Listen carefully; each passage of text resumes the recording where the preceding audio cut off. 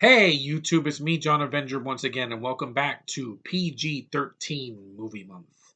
And tonight we have a 2011 movie, another movie from 2011 that's kind of an underrated film that came and went in 2011 in December, and that is The Darkest Hour. This is not the Gary Oldman movie from last year. This is the sci-fi action thriller from 2011, The Darkest Hour. So not to be confused, I'm not reviewing that. Now, this movie, I saw it a couple days ago on cable. I didn't watch it in the theater because I just, was kind of, I was, I didn't, the movie kind of just came and went. I was like, what is that? The trailer and the poster intrigued me, and it wasn't screened for critics back in December of 2011, but it got a bad rap, and it's not a bad movie. I like the film. There's a lot of things that reminded me of Infinity War, and I'm going to tell you about it right now. Basically, these four or five people, yeah, I think these four youngsters, I'm not going to call them teens because most of them were in their 20s when this came out. They go to Russia and to like hang out there. And I think the two guys, Emil Hirsch and this other guy from the Social Network, they go to Russia to meet up with this guy about like a phone app or something like that, like their technology that they want us give away, and it gets stolen from them. So they want to get it back from the dumbass from RoboCop remake, Joel Kinnaman. Yeah. Now I will get to that's basically a nutshell. And basically, a bunch of people are disappearing, and aliens come to invade Russia, Moscow, to get all the power supply from the most of the buildings. So they're pretty much these invisible orange alien tentacle things that make people disappear, and it looks freaking awesome. I must say, this is while it's not original. I've seen a lot of alien invasion movies: War of the Worlds, Independence Day, the Avengers, had the Chitauri, you had freaking Man of Steel, you had Invaders from Mars. There have been a lot of alien invasion movies, even Battleship. This is not horrible. Like they gave this like a 12% on Rotten Tomatoes. 20 something percent on Metacritic. I'm gonna keep talking. I'm just putting the fan on because it's really hot and I don't want to die in here. So yeah, basically the movie is it's not terrible, guys. I've seen way worse. I've seen movies that were worse than this. I've seen better films, but I've seen a lot worse. First of all, we'll get the negatives out of the way because I always like to do that. Some of the supporting cast sucks in this movie.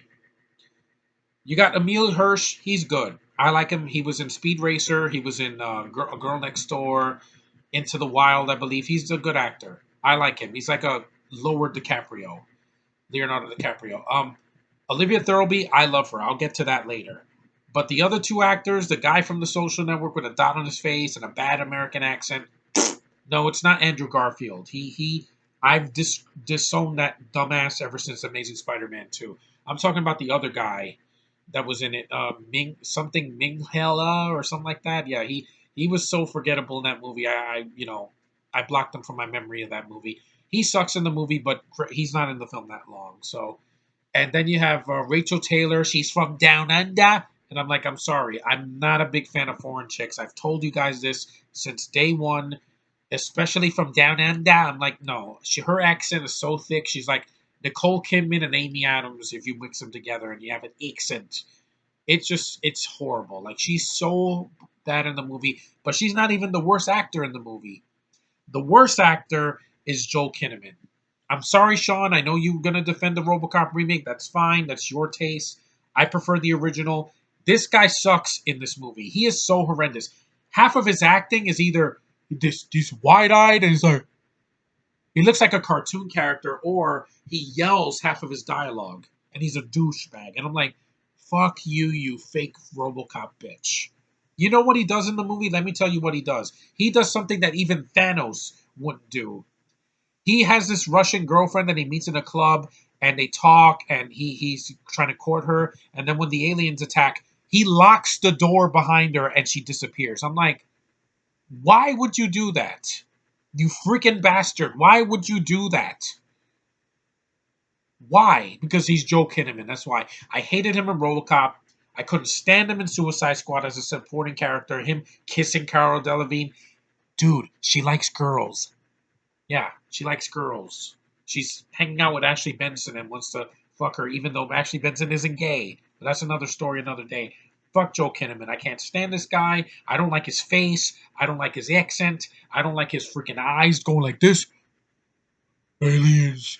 He's such a dumbass. Half the movie he's trying to shoot the aliens, he can't even see them. Basically, they took that from Predator. That the predator is camouflage and they can't see him, and they check people's body heat. They do the same thing here, except it's that you can't see the aliens at all until the very end. And like I said, he's horrible in the movie. Like he brings the movie down, but the real reason why this movie was a step up from other alien invasion movies and wasn't generic is the way they kill off people. Remember when Thanos did this and he got all the Infinity Gems and everybody disappears? It's the same thing that happens here, except people are going like they're flying in the air and they turn into dust. That was like awesome. That's an awesome effect. I like that effect ever since Infinity War. This did it 7 years early, but that effect looks pretty cool. Here, a bunch of no names dies. Of course, that poor Russian girl dies because Joel Kinnaman's a dumbass. He disappears, which is great. I was cheering when he died. I was like, "Yeah, go fuck yourself, you fake freaking RoboCop." Rachel Taylor dies. She turns to Sun. I was like, I didn't care about her. Her and Olivia Thirlby, half the time they're holding hands, they're hugging each other, they're touching each other. I'm like, you're not lesbians. Don't do that. I know they're best friends. They don't have to be all touchy feely. It rubbed me the wrong way. I don't need that. And then of course, Emil Hirsch's friend disappears, and I'm like, good.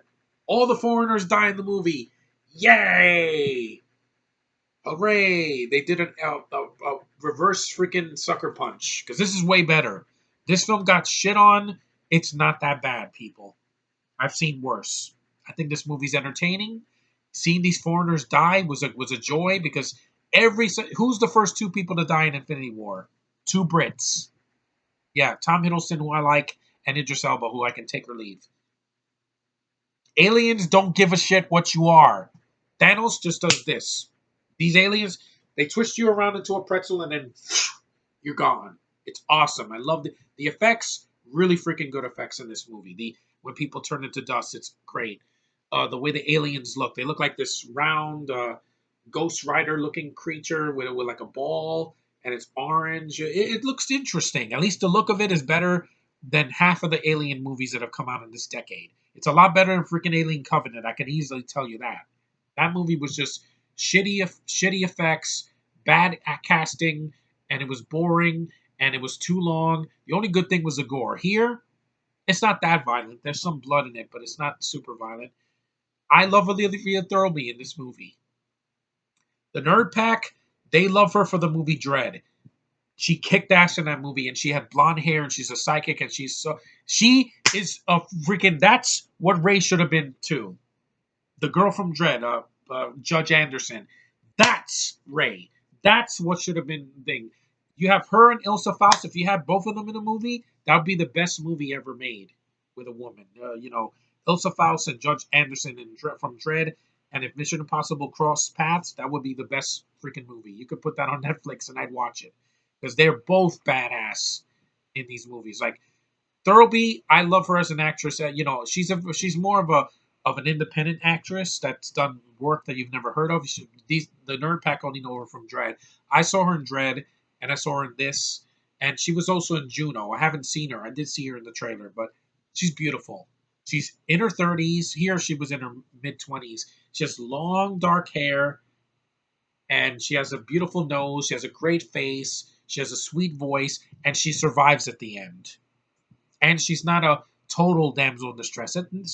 There's one point where the aliens do take her away, and she's trapped, and they have to find her. But she's cool in the movie. I mean, she's very attractive. She's very light on her feet, and she's nice to look at in the movie.